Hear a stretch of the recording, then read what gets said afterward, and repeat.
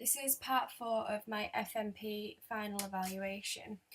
Um, the way I have developed my project visually is through a lot of practical work and a lot of development work. Whenever finding a key piece of research, I go straight into development. This happened, and then this also happened when I felt like I was getting close to an answer in my project. For example, when I felt like one point I felt like my answer was conflicted, which in the end that's what my answer was, but I didn't stick to that answer. I looked at more things. But at that point in time, I did a lot of quite abstract ways of showing confliction, showing the black and white, different sides, and having them all mashed up together in the middle, showing there's a grey area.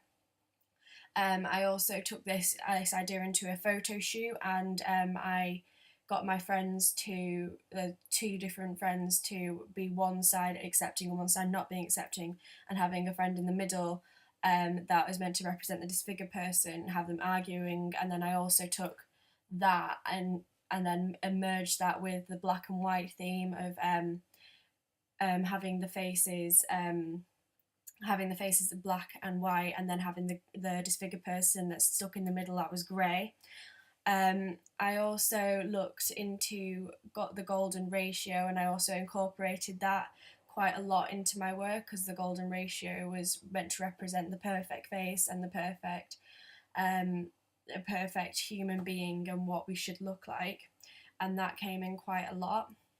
Um, Another way that I developed visually was with a piece of research of going out and asking people questions about disfigurement and how they feel about it, and talking to this one person where they were saying that they went on a course and they were with their work, and they were taught not to judge people on how they look. And from having that conversation with her, I then took that into workshops and tried to show how one person's opinion can spread to another, and how the flow um, of um, of morals can affect multiple people.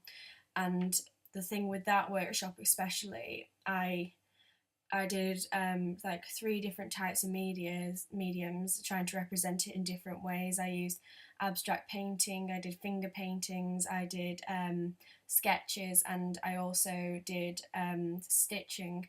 And it was like I did that in the space of a day, going from one thing to the next, and that process of sort of trying to think of different ways to represent it, and having them all one leading into the next. So throughout my project, the way I developed it visually was not really sticking to a particular material or a particular medium. I kind of experimented quite a lot throughout, from doing sculptures, which is my specialism, to making billboards to show protesting, and textiles, and I use lots of different mediums, and I feel like that's helped me visually, because it's made me be quite loose with what I'm going to do, and it's made me sort of just be more open to different things.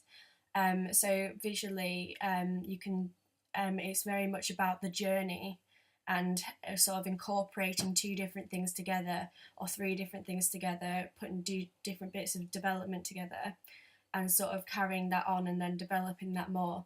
And it's all about that journey, and that's how I develop my project visually.